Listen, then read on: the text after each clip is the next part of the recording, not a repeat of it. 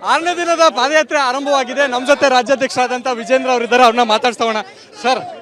Sir ಇವತ್ತು ಪಾದಯಾತ್ರೆ 6ನೇ ದಿನ ಕಾಲಿಟ್ಟಿದೆ. ಬಹುತೇಕ ಮೈಸೂರು ರೀಚ್ ಆದಂತೆ. ಸೊ ನಾಳೆ ಮೈಸೂರಿಗೆ ರೀಚ್ ಆಗ್ತಾ ಇದೆ. ಸೊ ಇವತ್ತಿನ ಒಂದು ಪಾದಯಾತ್ರೆ ಯಾವ ರೀತಿ ಇದೆ ಸರ್? 6ನೇ ದಿನಕ್ಕೆ ನಮ್ಮ ಪಾದಯಾತ್ರೆ ಬಂದು ತಲುಪಿದೆ. ನಾಡಿದ್ದು ಅಂದರೆ 10ನೇ ತಾರೀಕು ಮೈಸೂರಿಗೆ ತಲುಪ್ತೇವೆ. ಮೈಸೂರಿನ ಯುವರಾಜ ಮೈದಾನದಲ್ಲಿ ಬೃಹತ್ ಒಂದು ಸಭೆನ ಆಯೋಜನೆ ಮಾಡಲಾಗಿದೆ. ರಾಜ್ಯದ ಮೂಲೆ ಮೂಲೆಗಳಿಂದ ಲಕ್ಷಕ್ಕೂ ಹೆಚ್ಚು ಸಂಖ್ಯೆಯಲ್ಲಿ ಕಾರ್ಯಕರ್ತರು ಪ್ರತಿಭಟನಾ ಸಭೆಯಲ್ಲಿ ಭಾಗವಹಿಸ್ತಾ ಇದ್ದಾರೆ. ನಮ್ಮ ಹೋರಾಟದ ಪರಿಣಾಮ ರಾಜ್ಯದ ಸರ್ಕಾರದ ಮೇಲೆ ಸಾಕಷ್ಟು ಪ್ರಭಾವವನ್ನು ಬೀರಿದೆ. ಮುಖ್ಯಮಂತ್ರಿಗಳು ಆತಂಕದಲ್ಲಿದ್ದಾರೆ. ಯಾವ ಗಳಿಗೆಯಲ್ಲಿ ರಾಜೀನಾಮೆ ಕೊಡಬೇಕು ಅನ್ನುವ ಆದೇಶ ಹೈಕಮಾಂಡ್ನಿಂದ ಬರುತ್ತೋ ಹಾಗಾಗಿ ಇವತ್ತು ಆತಂಕದಲ್ಲಿ ಮುಖ್ಯಮಂತ್ರಿಗಳು ಕೂಡ ಇದ್ದಾರೆ.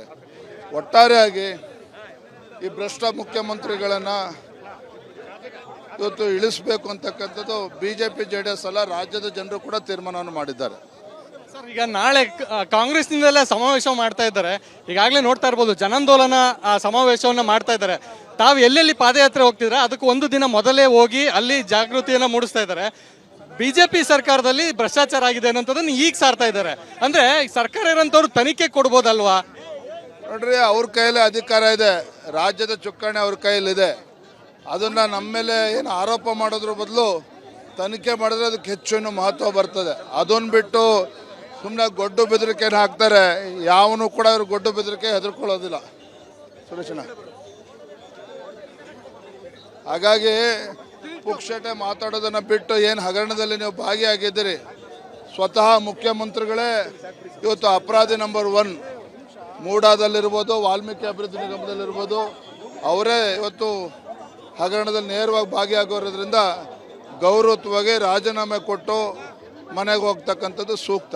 ಸರ್, ಇಲ್ಲಿವರೆಗೂ ಕೂಡ CM ಅವರು ಯಾವುದೇ ಇದರಲ್ಲಿ ಕಾಣಿಸ್ಕೊಂಡಿರಲಿಲ್ಲ ಜನಾಂದೋಲನದಲ್ಲಿ. ನಾಳೆ ಅವರೇ ಖುದ್ದಾಗಿ ಸಮಾವೇಶದಲ್ಲಿ ಪಾಲ್ಗೊಂಡು ಏನು ಆಗಿಲ್ಲ ಅನ್ನುವಂಥದ್ದು. ಇದ್ರ ನಡುವೆ ಸಿದ್ದರಾಮಯ್ಯ ಅವರ ಪತ್ನಿ ಹೆಸರಲ್ಲಿ ಏನು ಅವರೇ ಮೂಡ ಹಗರಣಕ್ಕೆ ಸಂಬಂಧಪಟ್ಟಂತೆ ಸೈಟ್ ಬೇಕು ಅನ್ನೋಂಥದ್ದನ್ನು ಪತ್ರ ಬರೆದಿರೋದು ಬಹಿರಂಗ ಆಗಿರ್ತಕ್ಕಂಥದ್ದು. ಇನ್ನೂ ಸಾಕಷ್ಟು ವಿಚಾರಗಳು ಬಹಿರಂಗ ಆಗೋದಿದೆ. ರಾಜ್ಯದ ಮುಖ್ಯಮಂತ್ರಿಗಳು ನಾಡಿನ ಜನತೆ ಮುಂದೆ ಬೆತ್ತಲಾಗಿದ್ದಾರೆ. ನಿಮ್ಗೆ ಯಾವುದೇ ಎಳ್ಳಷ್ಟು ಸಂಶಯ ಬೇಡ. ಧನ್ಯವಾದ. Thank you. ಇದಿಷ್ಟು ರಾಜ್ಯಾಧ್ಯಕ್ಷರಾದಂಥ ವಿಜೇಂದ್ರ ಅವರ ಮಾತು. ಕ್ಯಾಂಪರ್ಸನ್ ಶರತ್ ಜೊತೆ ಚಂದ್ರಶೇಖರ್, ವಿಸ್ತಾರ ನ್ಯೂಸ್, ಮೈಸೂರು. 6ನೇ ದಿನದ ಪಾದಯಾತ್ರೆ ಆರಂಭವಾಗಿದೆ. ನಮ್ಮ ಜೊತೆ ರಾಜ್ಯಾಧ್ಯಕ್ಷರಾದಂಥ ವಿಜೇಂದ್ರ ಅವರಿದ್ದಾರೆ, ಅವ್ರನ್ನ ಮಾತಾಡ್ಸೋಣ. ಸರ್ ಇವತ್ತು ಪಾದಯಾತ್ರೆ 6ನೇ ದಿನ ಕಾಲಿಟ್ಟಿದೆ. ಬಹುತೇಕ ಮೈಸೂರು ರೀಚ್ ಆದಂತೆ. ಸೊ ನಾಳೆ ಮೈಸೂರಿಗೆ ರೀಚ್ ಆಗ್ತಾ ಇದೆ. ಸೊ ಇವತ್ತಿನ ಒಂದು ಪಾದಯಾತ್ರೆ ಯಾವ ರೀತಿ ಇದೆ ಸರ್? 6ನೇ ದಿನಕ್ಕೆ ನಮ್ಮ ಪಾದಯಾತ್ರೆ ಬಂದು ತಲುಪಿದೆ. ನಾಡಿದ್ದು ಅಂದರೆ 10ನೇ ತಾರೀಕು ಮೈಸೂರಿಗೆ ತಲುಪ್ತೇವೆ. ಮೈಸೂರಿನ ಯುವರಾಜ ಮೈದಾನದಲ್ಲಿ ಬೃಹತ್ ಒಂದು ಸಭೆನ ಆಯೋಜನೆ ಮಾಡಲಾಗಿದೆ. ರಾಜ್ಯದ ಮೂಲೆ ಮೂಲೆಗಳಿಂದ ಲಕ್ಷಕ್ಕೂ ಹೆಚ್ಚು ಸಂಖ್ಯೆಯಲ್ಲಿ ಕಾರ್ಯಕರ್ತರು ಪ್ರತಿಭಟನಾ ಸಭೆಯಲ್ಲಿ ಭಾಗವಹಿಸ್ತಾ ಇದ್ದಾರೆ.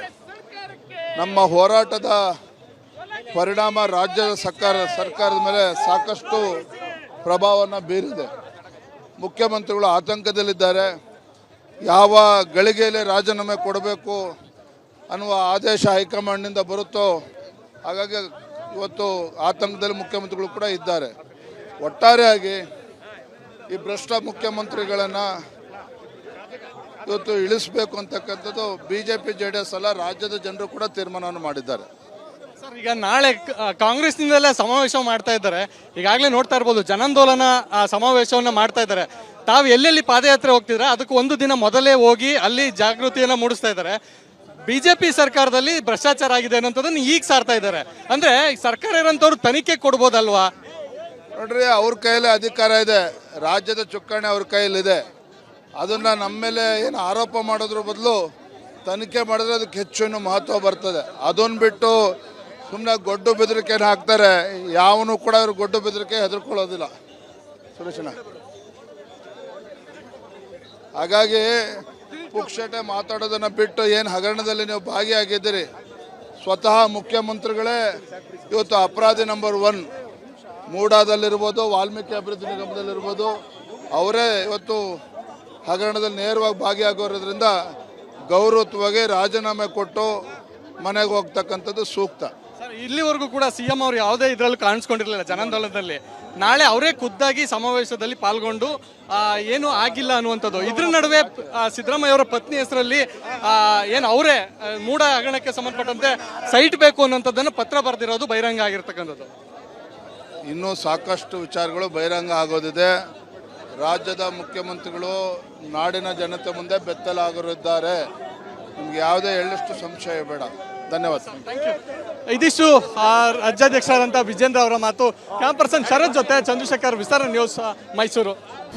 ಅನುಕ್ಷಣದ ಸುದ್ದಿಗಳಿಗಾಗಿ ವಿಸ್ತಾರ ನ್ಯೂಸ್ ಯೂಟ್ಯೂಬ್ ಚಾನೆಲ್ ಸಬ್ಸ್ಕ್ರೈಬ್ ಮಾಡಿ. ಹೊಸ ಸುದ್ದಿಗಳ ನೋಟಿಫಿಕೇಶನ್ಗಾಗಿ ಬೆಲ್ ಐಕಾನ್ ಕ್ಲಿಕ್ ಮಾಡಿ. ಲೇಟೆಸ್ಟ್ ಅಪ್ಡೇಟ್ಸ್ಗಾಗಿ www.vistaranews.com ವೆಬ್ಸೈಟ್ಗೆ ವಿಸಿಟ್ ಮಾಡಿ. ಅಂಗೈಯಲ್ಲೇ ಜಗತ್ತಿನ ಸುದ್ದಿ ತಿಳಿಯಲು ವಿಸ್ತಾರ ನ್ಯೂಸ್ ಕನ್ನಡ ಆಪ್ ಡೌನ್ಲೋಡ್ ಮಾಡಿ.